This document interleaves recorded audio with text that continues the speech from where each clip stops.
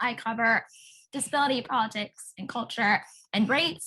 And outside of that, I also do some freelancing as well, other publications, and yes. I can go next. My name is Julia Métraux. I graduated in 2020. I use she, her pronouns. I'm a part-time editorial assistant at Nerdly. I'm also part-time at a publication called Very Well Health. And I also freelance for the web at publications like Insider, Pointer, Bitch Media, and one time HuffPost. And I'm going to be a student at UC Berkeley's J School in the fall. I can go. I'm Cara Reedy. I worked at CNN and NPR. I've done producing and writing. Right now, I'm the program manager for the Disability Media Alliance project, where we're working to change the way disability is represented in the media. Hi, I'm Sara Luterman. I'm a full-time freelancer. My work shows up pretty regularly in some sort of lefty mag publications like The Nation and The American Prospect, and I just started recently as a contributing editor for Radiolab.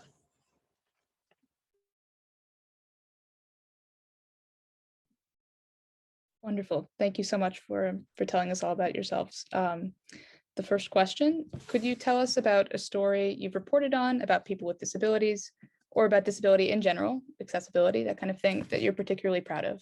And any of you can hop in first.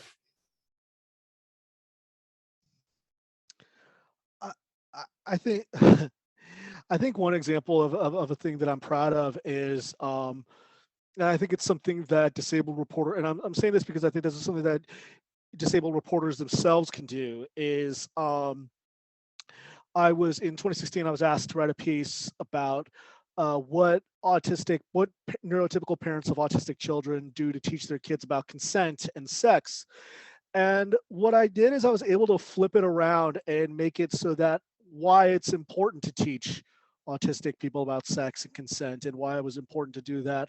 And I think that was really important because I think that was an example of a major media, at the time I was working at Roll Call, that was an example of a major media establishment coming in with a preconceived notion about disability, and then me as a disabled journalist being able to flip that around and have it from a disabled voices angle, have an interview, and not just focused on parents teaching kids about sex and consent, but having the voices of autistic people talk about that. And I think that was real.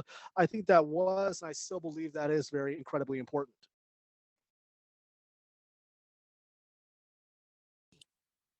I think the story I'm proudest of is the story I wrote for The Nation that broke the news that Madison Cawthorn, the congressman, misrepresented that he trained for the Paralympics. He didn't actually train for the Paralympics in any meaningful way. And it was really interesting because originally I had just pitched it as like a piece of culture commentary about sort of the way that Cawthorn uses his disability discursively as a politician. But I quickly started noticing that like a lot of things just didn't add up and didn't smell right about his background and like what he was saying about his place in the disability community. So I did some digging and discovered that my hunch was right. I sent a really weird email to my editor about like a week into doing research for this piece where I was like, I think Madison Cawthorn is lying about training for the Paralympics. Like, it's just a weird thing. Like, I totally like, I wasn't expecting it. And yeah, I'm really proud of how that turned out. Yeah, sometimes you get surprised when you're doing research for pieces, and I always love that. A story that I'm really proud of is one that I did for the New York Times last year in July. It was called How Equity is Lost When Companies Hire Only People with Disabilities. And I kind of looked at this hiring trend where there are some companies, whether it's tech company, a coffee shop, that only employs people with disabilities, and how a lot of non-disabled people kind of like give it a pat on the back, say like, hooray, diversity. But it actually is problematic for a number of reasons, one of which is that one, it boxes disabled people into specific industries. For example, autistic people are oftentimes recruited specifically for tech.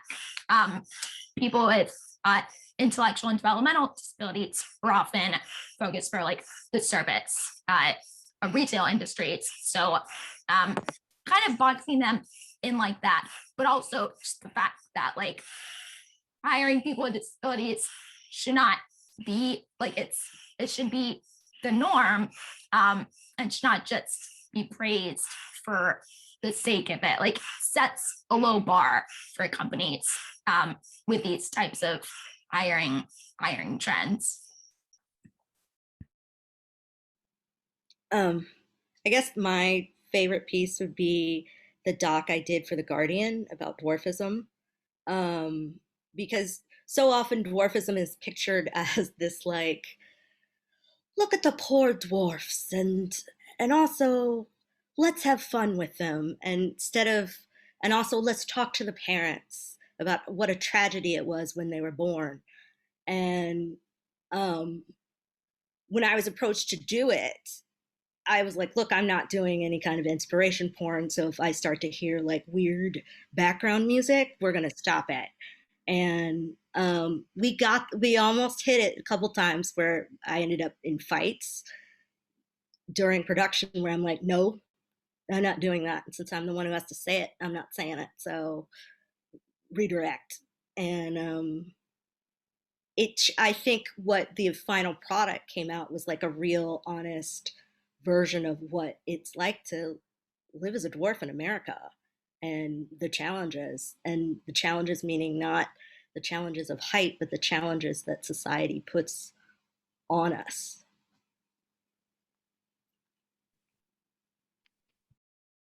Guess for me, one that I'm proud of, well, it came from a place of frustration. I think often if you work in journalism and you learn in journalism schools, oh, email interviews aren't real. If you do anything written, that's not the same as interviewing.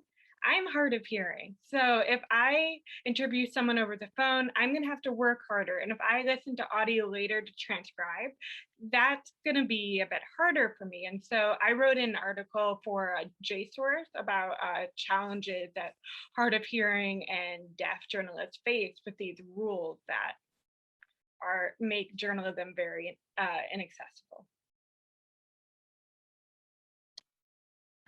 Well, thank you all for going into some of your favorite stories. They all sound absolutely incredible, and I will have to check them out. So our next question is, in your experience, how accessible was the journalism industry when you first entered? And how have newsrooms over time changed to become more accommodating and inclusive for people with disabilities? Sorry, I'm just laughing because I think all of us, I don't want to speak for everybody, but I think that we're all laughing, aren't we? It's not accessible. It still isn't accessible. And the things that would make it accessible are not things that people are considering.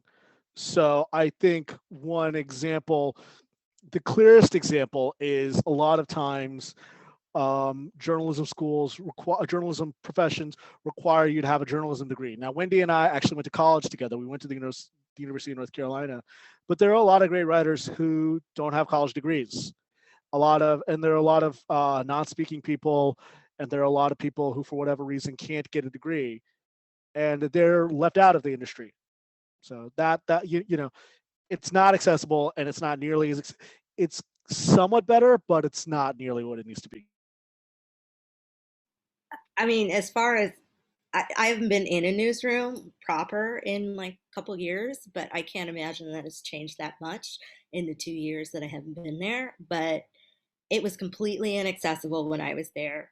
And not only inaccessible, I'm just going to say it out loud, it was hostile to accessibility. Like they just were like, why would we do that? And when you have like when you're asking for accessibility or you're asking for opportunities and they're coming back at you, why would I do that? Where do you go from there?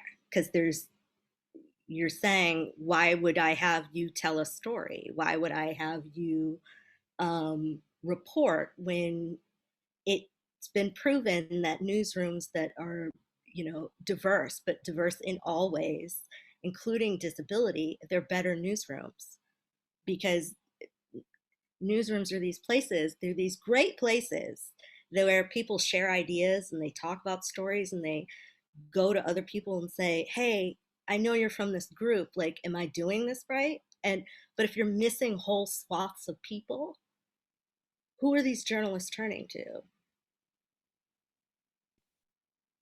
That's for me. I'm coming from the point where I've never really worked in a traditional newsroom. I've had some internships at smaller places and part-time work, and I graduated in May 2020. So even if I was going, and I have had work, but in some ways it was almost more accessible for me in terms of like having some part-time jobs, because I could do it from home. And there was no like, well, you're not going to be productive from home, because it was basically everyone except people with essential jobs were working from home. So in a way, it was almost more for me, but at the same time, I don't have a full-time job right now. And that's also tiring in itself, always pitching ideas and like looking for more freelance work. But yeah, I just think that's a unique thing. And I know everyone's jumping back to the newsroom, but I really hope some companies really consider allowing people to continue to work from home. I think a number of things came to mind when I heard the question. And I remember I realized I failed to mention like my career pathway during the intros. So I went to Columbia Journalism School for my master's. And after that, I worked at AM New York, which is a local subway paper in New York City. And then I was a fellow at Bustle. And then after that, I worked and applied for jobs for 2 years before I got my current role at HuffPost. So I think when it comes to like, I don't know, when I was a student, for example, and I was applying to so many jobs in journalism, it was really hard for a number of reasons. For example, I remember we took a tour with my class at a really big broadcast newsroom, and one of the producers there, I think we were just like casually talking and he was showing us around. And when he saw me, he did a double take and said, like, what happened to you? And, it's one of many things that make it really difficult when you're a student specifically. And you're at a hopefully prospective employer and they ask you a question like that. I've also had interviews where, they ask me or make assumptions about me based on my disability that have nothing to do with the actual job, which you're not supposed to do during interviews. So in terms of like hiring and applying for jobs and stuff, there's that aspect. Since then, I've worked in a few different newsrooms now. And I think speaking generally, one of the hardest things about being a disabled journalist in a newsroom is when you're one of the only ones there, because it's a really lonely experience. And every day you ask, like, okay, what are the battles that I want to pick today? Whether it's in terms of using the right language or, teaching coworkers, using the right language, how to pick like the right story angles or interview techniques. If it's about disability, it's just really hard when, you're one of the only openly disabled people. Obviously there's so many different kinds of disabilities, whether it's visible or invisible. So I can't say like I'm the only disabled person. But when you're one of the only ones who is vocally advocating for fair, accurate reporting and language, and not, you know, trying to decide how much energy you have on any given day to talk about these things and educate, that's one of the hardest parts for me. And again, that's something that like I've gotten used to working at different newsrooms. And yeah, that's the hardest part for me.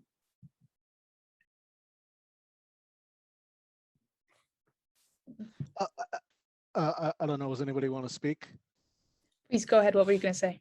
I mean, to Wendy's point, I think one of the important things is that we recognize, you know, when you talk about picking battles, one of the really difficult things is you don't know how something is going to be received. You don't know if you are going to be, you can, you know, if you can DM someone or you can talk on Slack with someone and say, hey, in the future, can you not use wheelchair bound? Or, hey, can you not use person with autism?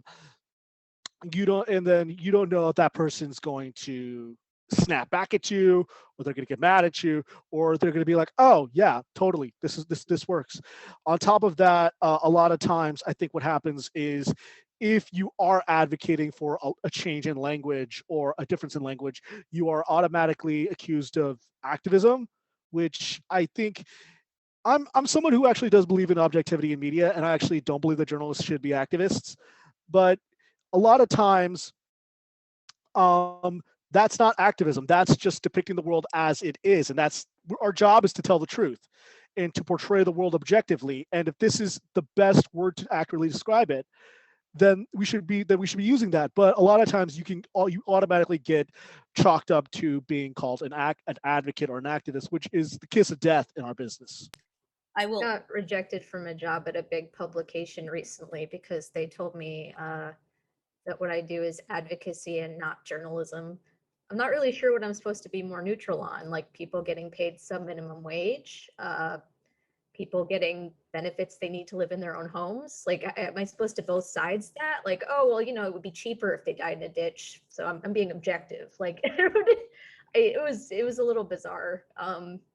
Yeah, it can be really hard to like have principles and just like be a normal person with a disability in journalism, where you're expected to be objective on things that like you can't reasonably be objective on. But really, like, the other people aren't objective either. They're just biased in a different way. Right.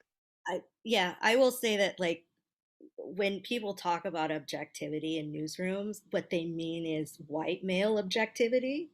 And this is the way the white male gaze, white male cis, non-disabled objectivity is. That's not objectivity. That's that guy's bias. And so we're all supposed to like just pretend that that's the way the world is. And you can present facts. Like, I was training a newsroom a couple months ago, and I was talking about prison populations and the disabled people and I was actually like I was a bunch of student journalists too, which kind of scared me. And I laid out all the facts, and then we talked about the facts, and then the guy raised his hand and he said, how do you mix your journalism with your activism? And I said, what am I being an activist about? Tell me what I said that was activist. And he was like, I said, no, I literally just gave you facts. And so if 80, you know, in Wisconsin, it's like 80% of the women in prison have a disability. And I was like, if you don't think that's a problem, like, or something that you need to be digging into, like, why are so many disabled women imprisoned in Wisconsin? Like, that's a lot. That's not, is that activism to ask a question? Like, why this seems too much, unless your version is disabled people are just criminals most of the time. Because how is that activism? Like, you're asking questions, and you should be asking questions. Yeah, and like, I mean, my firm belief is that everybody has a bias. You know, when you're in an editorial meeting, if you are deciding what's going to be on the front page of a newspaper or a Sunday section or something like that, you're exhibiting bias. if you're shooting down something and you're saying this isn't important, that's bias. And that's not, and usually it's not about liberals or conservatives, it's usually about just what are your preconceived notions, what are the people who you talk to in your downtime telling you. That's bias. And it's okay to have biases, but what matters is if we all stand apart and we all give our perspective and we're all taking a look at the same thing, we can actually get to a closer version of the truth. I don't think we can ever get to the full version of the truth, but we can get to a closer version of the truth if we all get our different perspectives. This is a really useful conversation, in part because a lot of the students here are future newspaper editors and future writers. This is not abstract, this is very practical. So thank you again for being willing to dive so particularly into the specifics of your experiences. Next question is about how the pandemic has affected the way you've worked in terms of accessibility. So for example, Julia has written about how Zoom interviews are better than phone interviews because she's hard of hearing and that's better for her. But maybe you also have had similar experiences, the other panelists, and maybe it's affected the way you've reached people with disabilities for interviews. If you could speak on either or both of those things, that would be very interesting. I interview a lot of people with intellectual and developmental disabilities, and it is often not possible to do interviews over Zoom or even the phone because of communication challenges, because most group homes only have one computer, the Wi-Fi might be really slow. So not being able to do those in-person interviews has really impacted my journalism in a way that I'm not super happy with. I was really excited when I got vaccinated because I called one of the editors I was working with and I was like, I can go out again. Yeah, I just feel like, I mean, it's you just get so much more when you're like in the room with a person and you're like seeing how they are in the world. Like there's just so much that gets communicated beyond just like the words that come out of people's mouths. And I'm really looking forward to being able to do that kind of interview again. Yeah, that was me too. Like I'm grateful that when I was putting on the finishing touches, the last trip I took for researching my book was in San Francisco, which, if you remember, was one of the first cities that got hit by the coronavirus pandemic, but incidentally also was one of the first cities to take it much more seriously than New York City, or a lot of Cara, you live in the Bay, I think. So you I live in New York City where they do sorry. seriously.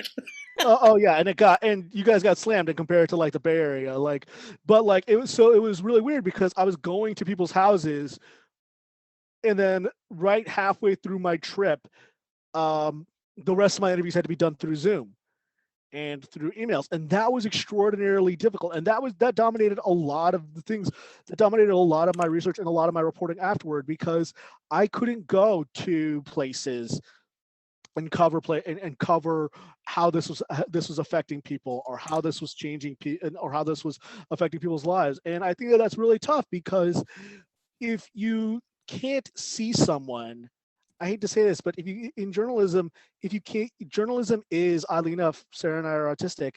I don't know how many autistic people are here with us. It's a sensory profession, and you have to have the sight and the sound and the smell and the feel and the vibe, and how that permeates, that affects your coverage. And I think that it made it easy for us to not cover people. And Sara did a great job with it, and I want to give Sara all the credit in the world, but it made it really easy for journalists to ignore people in congregate care settings.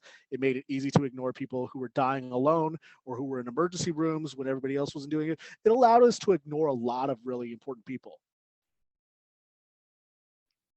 Well, I absolutely value what you're saying. I just say, as someone who has like occasional mobility issues, and also I was dealing with a very bad head injury, having people willing to do stuff online really opened up the world for me in order to do some interviews, but it definitely closed it for everyone else.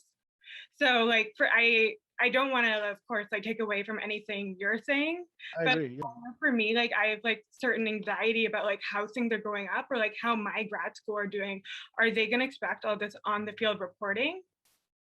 because I'm already sending like nervous emails about that because I'm like, I don't know whether this is going to be as accessible to me, even though I like interviewing people face to face too. It's just not something I can always do. And that's difficult. And I've also had times like as we get closer to opening up, people are like, oh, I don't want to do Zoom anymore. There's too much Zoom.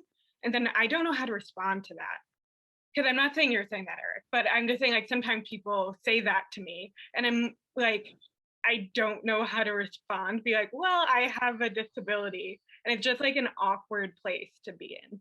Disclosing, especially as a journalist, we talk a lot about disclosing in employment, but we don't talk about, and Julia, you raised an important point that I hadn't considered. How do we disclose to our sources that we're disabled? Because I think that a lot of times, because sometimes it can help us if we're talking to other disabled people. And I think Sara is phenomenal at that. I think all of us are great. I read all your guys' work, but a lot of times it can be an advantage when we're interviewing disabled people, but when we're interviewing able people, it can sometimes be a disadvantage. So Julia, you raised a really, really important point. And I want to say your points are extremely valid, and I don't want you to think that I'm nullifying anything. No, I don't think you are. I just think we're coming from like two different valid angles where we both have our own experiences. Totally. Conflicting access needs. I kind of feel like the answer to this is let people do what they need to do to get it done. And like, we don't need to be like, you know, my old job apparently is going back in September, going back to the newsrooms.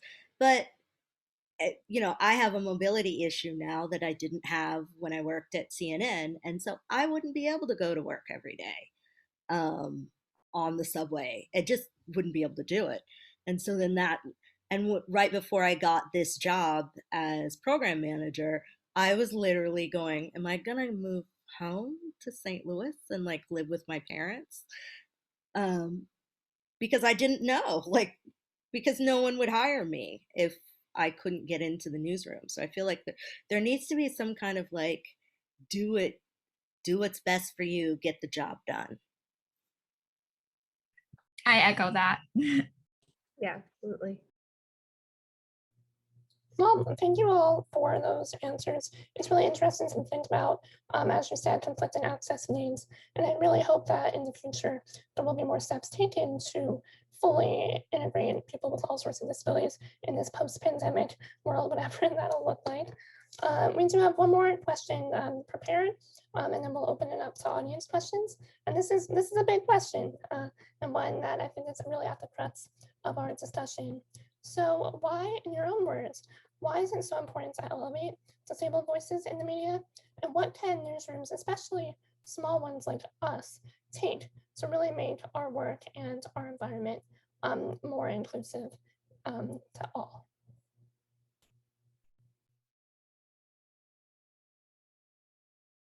I'll go. I'll say what I always say is recruit disabled people to write and do whatever, like, because when you do, and then you ask them, what are your accessibility needs? Then you as a newsroom become more accessible because you start to implement all of these different things for these different people that need these different things. And then when someone comes up who's hard of hearing or is a dwarf, you'll be like, I kind of know what to do, but let me ask. And then it won't be such a big haul once you've done that. And your coverage will just get better because, like Rebecca Coakley, who works at Ford, always says, disability is the canary in the coal mine. So when something bad's getting ready to go down, if you watch disabled people first, you will be able to see, like COVID, all the people that died in COVID in the first round, especially in New York, were in congregate settings, nursing homes. And it was all disabled people and elderly people who are disabled as well. They're part of our ranks. We're dying first. And if you see that, then you could see that it was that big, but people missed it, especially in New York. They knew it was happening, but it didn't. Here in New York City, they knew it was happening, but it didn't translate nationally, which is why Cuomo got away with what he got away with for so long. But yeah. I think I would just, to the flip side to Cara's point is that disabled people are 20%, depending on what on what surveys? I think it's about 20% of the population. And they deserve, and they are news consumers as well. And they deserve to know what's going on in their world and how policy and how what's going on in their state capital, at City Hall, in businesses, in sports. They deserve to know what is going on in their community. They deserve to know, you know, and you might think, oh, well, why would disabled people need to know about sports? People in wheelchairs might need to know if they can go to, for example, you're in New Jersey. I know there's a lot of Philadelphia Eagles fans. They want to know if they can go to Eagle Stadium. You know, if they want to, if disability candidate, this last presidential election, Sara and I are political journalists, or we at least, Sara's a better political journalist than I am. She did the best, most comprehensive coverage of every presidential candidate's disability plan, or if they didn't have one. And that is important for disabled voters to know. They need to know that, they deserve to know that, and they deserve to know if they don't have a disability plan. So, every issue is a disability policy issue. And to Cara's point about Rebecca Coakley, who I love, they deserve to know, and they deserve to be fully, and journalism should be a way of telling people about what's going on in the world, and disabled people need to know that. And also, just the other thing is that it makes your journalism coverage better. So.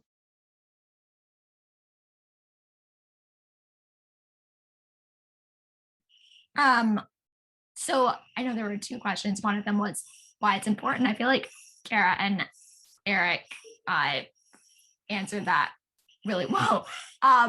In terms of what we can do better, I think there are a lot of different aspects to this.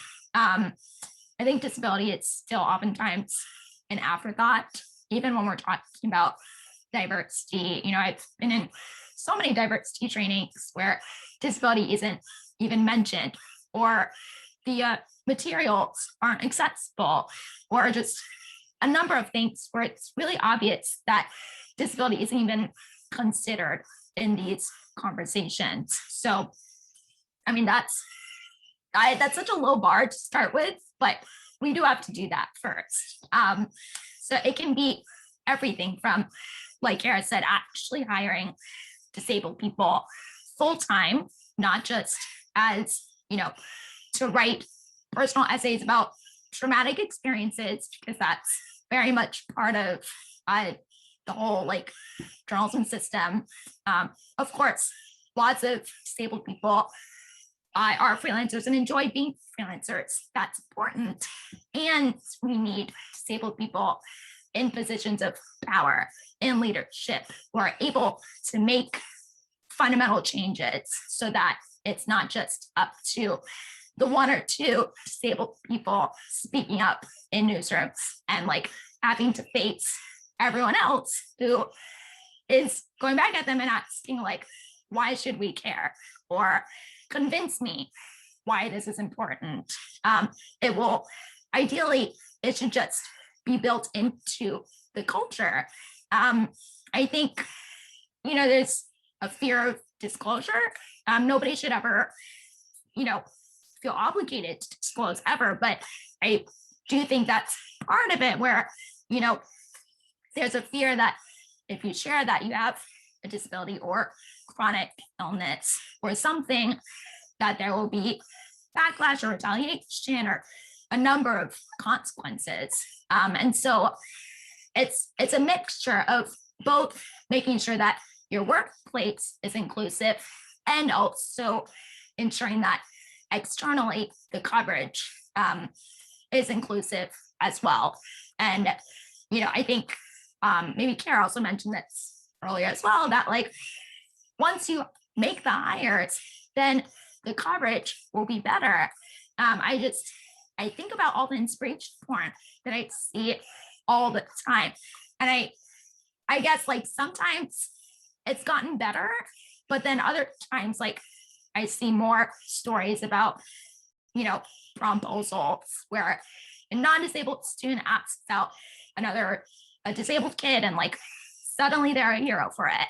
And it just takes space away from so many other stories that deserve to be told and have a bigger impact for the communities. So both, it requires changes both internally and externally.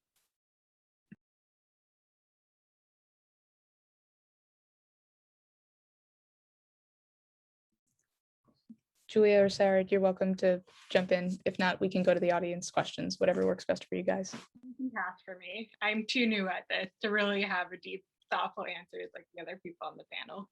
Totally fine. I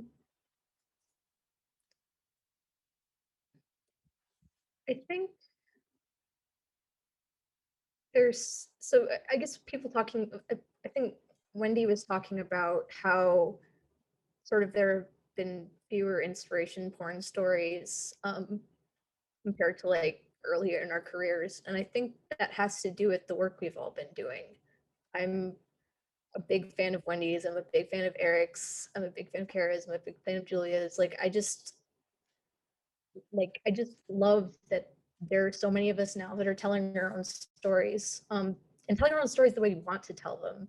When I started writing, firstly, it took me a lot to convince editors that disability is political. Even now, I still often get pigeonholed as health, which I don't think is accurate, or as like a human interest story, which often veers into inspiration porn. I think that when I started writing, I used to have to, the first outlet that had me publish regularly is called Spectrum, and it's an autism science research publication. And they used to make me put disclaimers on the tops of my articles that said, this individual chooses to use what is called identity first language. The official position of Spectrum is that we use person first language on like everything over them, because I refused to like change how I talk about myself and my own community. It's still hard, and I'm really excited about everybody here and like all of the disabled journalists like that are going out into the world. It's awesome. Like, and I mean like awesome in like the like really like dictionary definition sense. Like I'm just so impressed by everyone. I'm impressed with everyone too. And to Wendy's point about afterthoughts, I think, Wendy, I know you're part of the WGA East, which is the union. And like when I left the Washington Post, what was interesting is that the union asked me, was this place accessible? When I left, and we left amicably. And it was interesting how that question alone, I don't think would have been asked earlier in my career. So the fact that a union, because unions have in the past been barriers for disabled people. So the fact that a union is now thinking that, but then I said, like, it would be great if in the future it's also on the front end so that the union can advocate and hopefully, I know that you're active in WGA East. Hopefully that people like Wendy being involved on the labor side can also mean that on the front end we get more accommodations. These are great points, and I share Sarah's sense of being so impressed and grateful for all of you being here and sharing these difficult and interesting and just I don't know, all of your experiences. Now it's time to open the floor up to audience questions, and I see one person has already submitted a question. Maybe we could take a few seconds. If any of you here, whether you're part of the Princeton community or not, have something to ask the panelists, please take this time to write out a quick question, and we'll try to get to as many as we can. We'll just pause for like 10 seconds. Everyone can take a deep breath.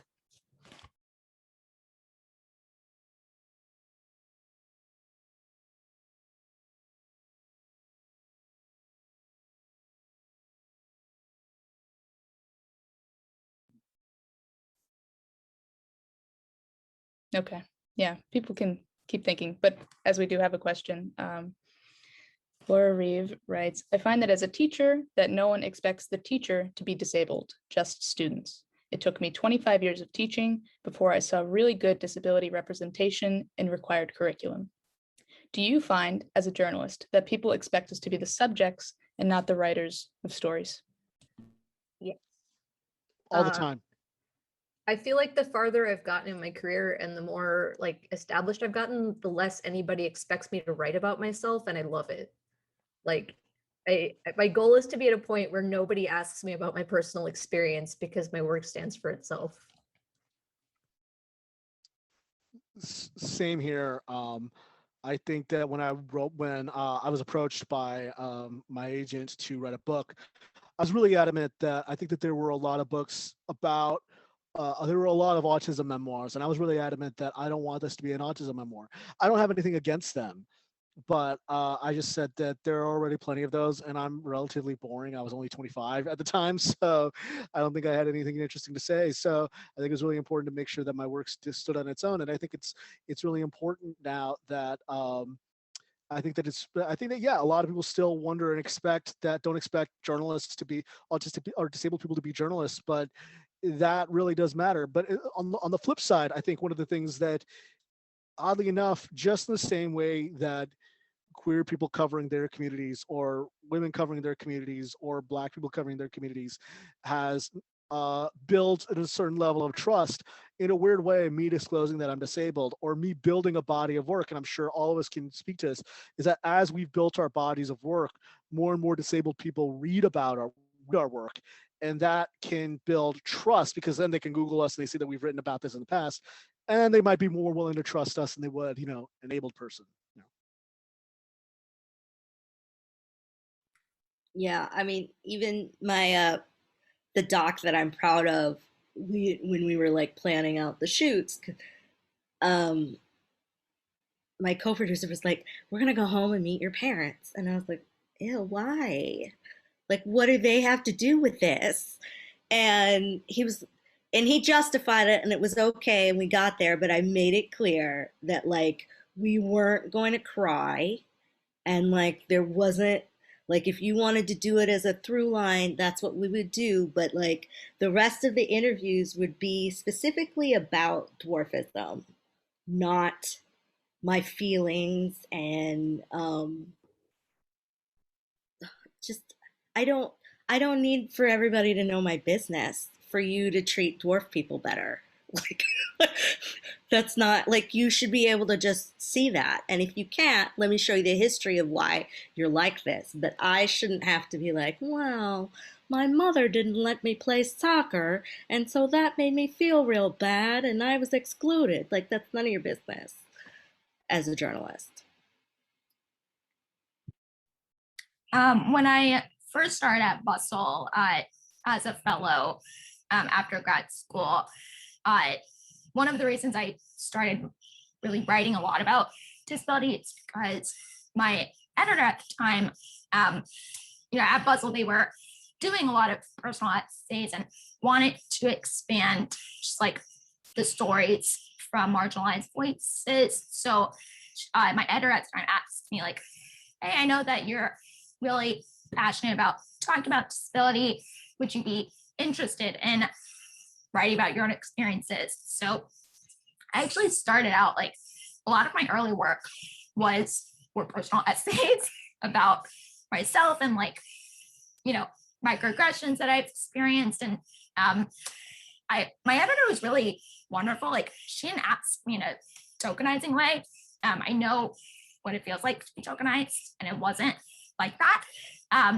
But I realized after I started writing about disability, starting out with like my personal experiences, those are the stories that got a lot of like responses.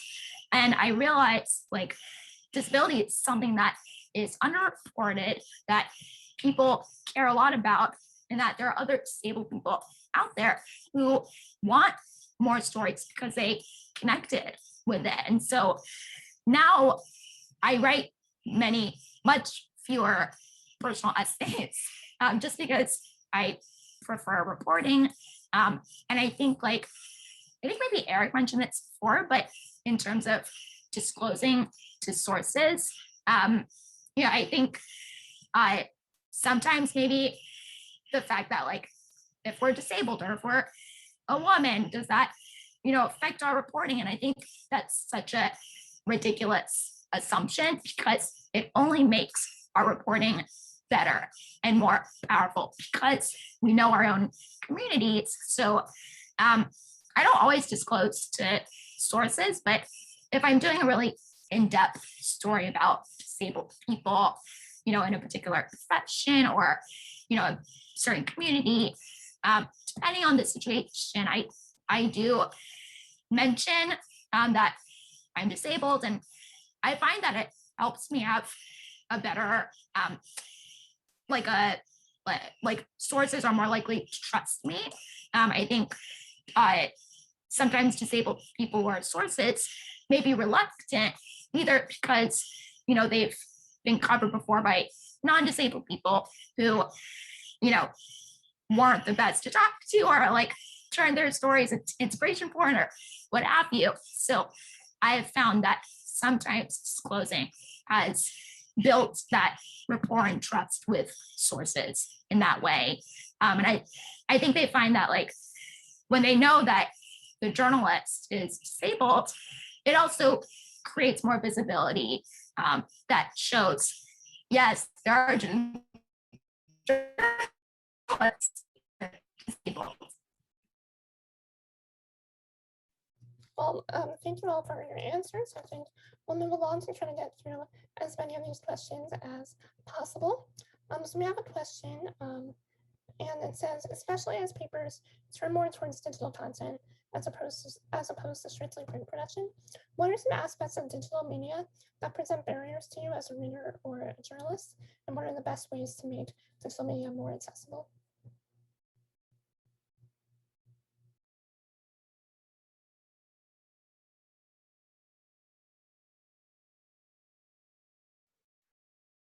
I mean, I think the plainest thing is that it gives us fewer places to work, and it gives us fewer places.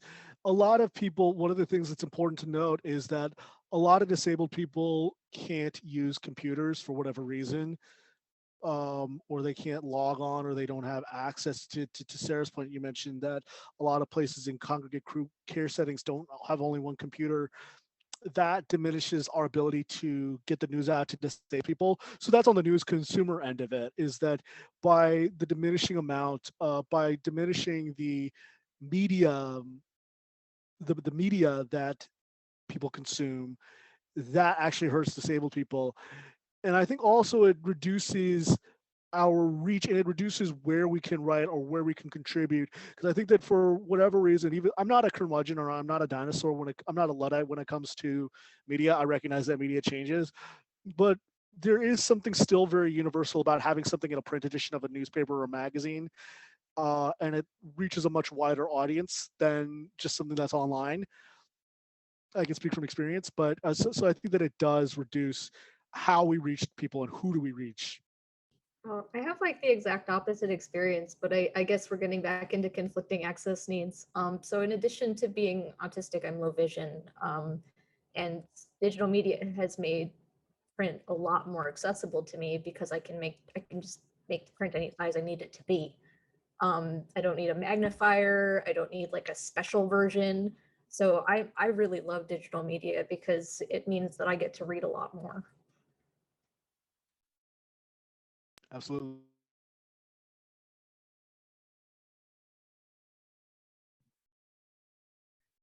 All right. One person has asked and DM'd me, one question I have, if I could ask anonymously, is practical advice for working in a newsroom and advocating for accommodations as a neurodivergent or intellectually disabled person. Oof. That's a tough one, because a lot of times I think I've had editors say, how do I accommodate? And then in practice, they expect you to respond to email immediately, or they expect you to constantly be on Slack when you're working, or things like that. It's really difficult. And I think that there's no real easy answer. First off, there's the question of whether you want to disclose, and that there's a can of worms on that. Second of all, if you're the first person to do it, it's likely gonna be shoddy kind of accommodations, or they're gonna complain about how they're moving heaven and earth for you. But on the other hand, you kind of need to be the first person to do it if anybody else is going to do it. So it's really, there's no easy answer. And I would I don't want people to think that there's an easy solution to it. Sorry. Oh, Yeah, sorry. second everything Eric said, because it's really difficult. Okay, moving along to another question, as we've gotten so many great ones. Okay. Are there stereotypes that you've had to actively dismantle while in the newsroom about yourself or other disabled people? Also, were there any ableist standards you internalized when you started working in your newsroom that you later had to reframe? I think one that has come up like just throughout is having to explain why inspiration porn is not great coverage and is really bad coverage and can also do a lot of harm. I think a lot of non-disabled people think like, but it's positive coverage. How can it be bad? And so, like, generally speaking, I've had to have lots of conversations about everything in terms of language that's used. Disabled people are called special people. That comes up so many times. And when non-disabled people helping people with disabilities with like random things, like again, going to prom or making a speech, like making a big deal out of something that was really not. And so every story is different.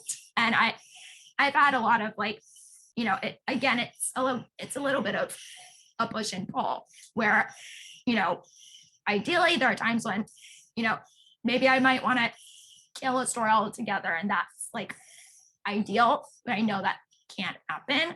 And so I have to do the best I can to get to a place where it's the least amount of harm possible. And maybe like the best case scenario is shifting the story altogether, or, adding context so that it's not just something that's super fluffy. That's something that, again, has come up, regardless of the newsroom I'm in. It's come up. And it's something that like I think I'm seeing less of, but I still see it time and again. And because there's so many different kinds of inspiration porn, it takes like re-explaining from different angles each time. So, and I also say I think the emotional toll of being one of the only openly disabled journalists to like speak up about these things, it can be really hard because if I speak up about something and, it doesn't come through, I feel like I've failed my communities. That's something that I think is like, again, more of the mental and emotional aspect of it is that like, there's a lot of pressure. Like, again, I'll speak for myself. I put a lot of pressure on myself to like do the right thing and educate and put all this energy in. Some days like I'll pass and be like, I can't today because it's just a lot. And I know if I start this, it's gonna be like an all afternoon conversation. And then other times, I speak up, but then, maybe I'm able to make some changes, but not everything. Like that's unfortunately just part of the process. And so I have to give myself grace to be like, I didn't fail today. Like it's better than it would have been otherwise. And so that's just something that like, I don't know, it comes up for me sometimes. I feel like I went on a tangent. Sorry about that. I want to thank Wendy for what she said, because what she said was really important. And the thing that people don't realize is working in a newsroom and being on staff, promoting your community or I don't want to say protecting community, but speaking and making sure that coverage isn't terrible is often a second job. And it's not just the emotional toll, which it is, But I think it's also important, Wendy, and I'm sure, I'm not just speaking to you because I know you've been on staff. I'm sure that it's probably diverted time you could have spent reporting. And Cara, I'm sure that's the same thing. Like I could have spent this time reporting other stuff. And like, also like you'll be surprised at who people, I've worked in ostensibly very progressive or very quote unquote open-minded places. And I remember I worked at a very prominent, at one of my places where I worked, someone, we were in an editorial meeting and someone compared something to autism, and I was about to go on vacation. Or I think I was on vacation, and I was like, I'm on vacation. I don't want to cause a big stink, but I was like, I gotta cause a big stink about this because I'm the only person who can do this. I'm the only person who can credibly do this. But what I said was, and what I did was I said, I'm only going to do this if other people are going to back me up on this, and non-disabled people are going to back me up on this. And I talked about it, and we spoke about it, and we pushed back on it. But I was only going to do this, like, I was like, hey, I was on vacation, and B, I didn't want to be because if I did this, I didn't want to be the angry disabled person. I had to have some kind of backing up. And later on, people apologized to me profusely, but that should have never gotten to that. That should have never gotten to that level. I'm sorry. And that has happened more times than I want to admit. I have seen people compare autism to everything or compare disability to everything.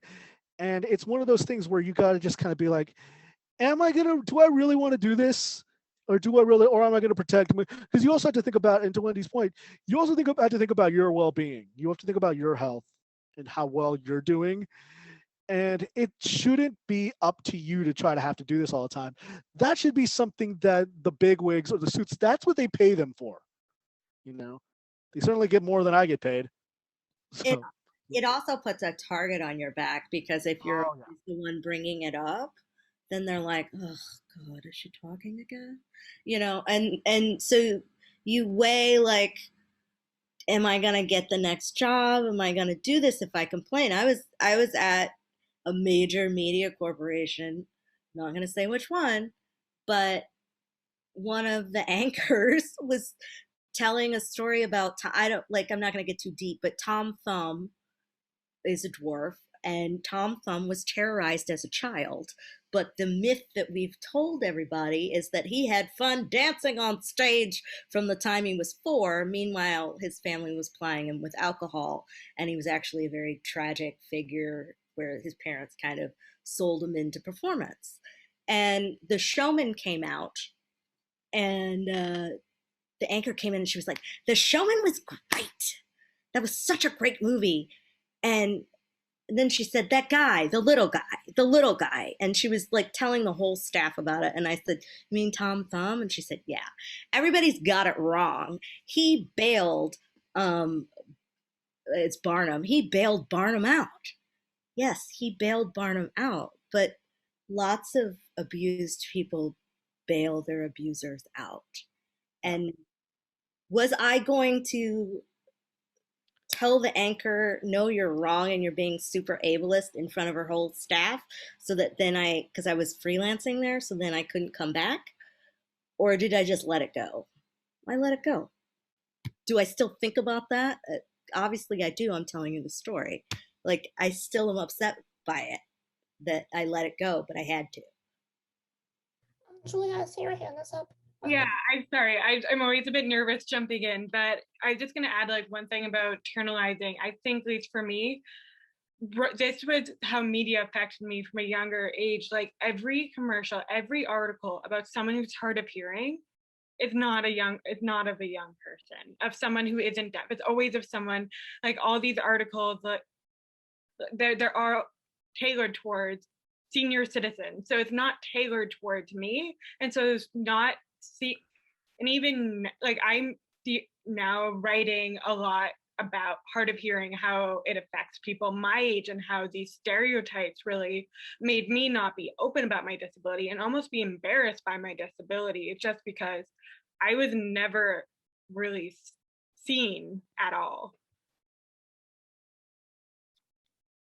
Oh, sorry. No, Wendy, I think we'll conclude after your contribution. I was just gonna add some like practical, a practical tip, because I know there are a lot of disabled journalists who are looking to jump into careers after school.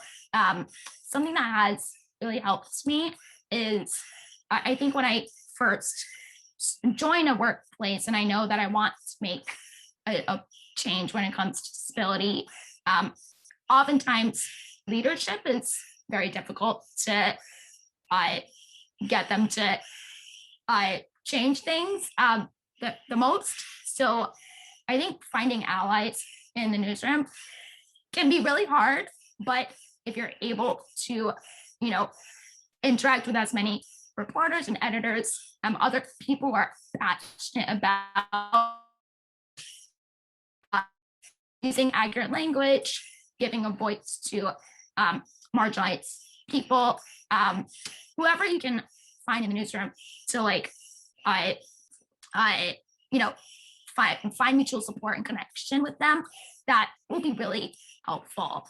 I think now specifically at HuffPost, I've been there for 2.5 years and we're not perfect by any means, but I think I will say in large part due to trainings I've done and just being there for a couple years now, I have a lot of colleagues, many of whom are non-disabled, who are pitching disability stories on their own now, who do support me when I'm trying to figure out something language related, or Eric mentioned that I'm in the union at HuffPost, and when I was bargaining for our second contract last year, I think I forget time now, but when we were bargaining our second contract, we were able to get language specifically about disability and accommodations into the contract. And I remember I think our WGA negotiator mentioned that I don't think it's happened in many, if not any, journalism union contracts have disability language. So I think I was able to have the support of my entire union committee to support me as I was trying to make that case. So truly finding colleagues who support you and will be there for you during those hard times is really, really has helped me so much. So. Well, I think that concludes our session for tonight. I'm sorry if we didn't get to your question. I'm so happy that so many people had questions because we have such a great panel here to answer them. To everyone who came, thank you for being interested in this conversation. And to our panelists, we're so grateful for your time and for your insights. And just really, thank you.